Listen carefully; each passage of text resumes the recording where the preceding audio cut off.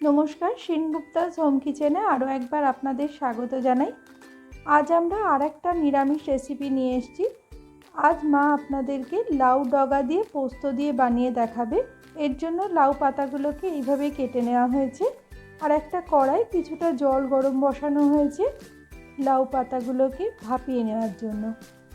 জলটা গরম হয়ে গেলে ওর মধ্যে সামান্য একটু নুন দিয়ে দিতে হবে, আর লাউ পাতা আর ডগাগুলোকে যেগুলো টুকরো করে কেটে রাখা ছিল ওগুলোকে দিয়ে দিতে হবে।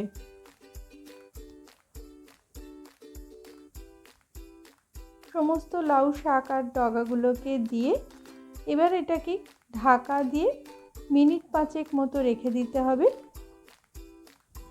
ফিরে এলাম 5 মিনিট পর। ডাঁটাগুলো সেদ্ধ হয়েছে কিনা সেটা দেখে নিতে হবে। খুব সুন্দরভাবে ডাঁটাগুলো সেদ্ধ হয়ে গেছে। এবার এই জলটাকে ঝরিয়ে নিতে হবে। জলটা কিন্তু ফেলে দেবেন না, জলটা আবার পরে কাজে লাগবে। এবার একটা কড়াই কিছুটা সর্ষের তেল গরম করতে দিতে হবে। এই রান্নাটা পুরোটাই সর্ষের তেলে হবে। তেলটা একটু গরম হলে ওর মধ্যে কিছুটা সর্ষে আর 2টো শুকনো লঙ্কা ফোড়ন দিয়ে হালকা নাড়াচাড়া করে যখন ফোড়ন থেকে সুন্দর গন্ধ বেরোবে তখন ওর মধ্যে ভাপিয়ে রাখা লাউ শাক আর ডগাগুলোকে দিয়ে দিতে হবে। সব কিছু খুব ভালো করে নেড়ে নিতে হবে। এই সময় গ্যাসের ফ্লেমটাকে মিডিয়ামে রেখে খুব ভালো করে নাড়তে হবে।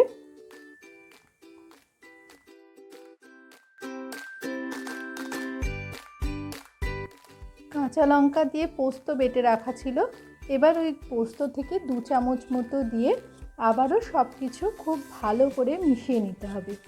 এখানে বলে রাখি, পোস্তটা কিন্তু খুব মিহি করে বাটবেন না, একটু আধবাটা করে পোস্তটাকে বেটে নিতে হবে। এই রান্নাটায় খুব বেশি উপকরণ লাগে না, খুব সহজ রান্না, কিন্তু গরম ভাতে খেতে খুব ভালো লাগে। আপনারা যদি এইভাবে বানিয়ে না থাকেন তাহলে একবার বানিয়ে দেখবেন, এটা খেতে খুবই ভালো লাগে।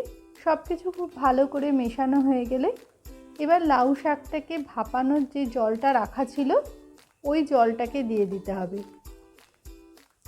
জলটাকে পোস্ত আর শাকের সাথে খুব ভালো করে মিশিয়ে নিতে হবে, আর এই সময় এর মধ্যে স্বাদ মতো নুন দিয়ে দিতে হবে। নুনটা কিন্তু একটু কম দিতে হবে, যেহেতু শাক ভাপানোর সময় একটু নুন দেওয়া ছিল, তাই নুনটা একটু বুঝে দিতে হবে। এই সময় এর মধ্যে 2-3টে চেরা কাঁচা লঙ্কা দিয়ে আর একটু চিনি দিয়ে দিতে হবে। এই রান্নায় কিন্তু মিষ্টি না দিলে রান্নার স্বাদটাই আসে না। খুব ভালো করে আবারও সব কিছু মিশিয়ে নিতে হবে। গ্যাসের ফ্লেমটাকে এই সময় মিডিয়ামে রেখে সব কিছু খুব ভালো করে নেড়ে দিয়ে ঢাকা দিয়ে মিনিট 2 মতো একটু রেখে দিতে হবে। ফিরে এলাম 2 মিনিট পর। দেখতেই পাচ্ছেন শাকটা খুব সুন্দর মাখা মাখা হয়ে গেছে, আর ডাঁটাও খুব ভালোভাবে সেদ্ধ হয়ে গেছে। মায়ের রান্না একদম শেষের পথে। এটা কিন্তু একটু রসা রসাই থাকবে, একদম যেন শুকিয়ে না যায়।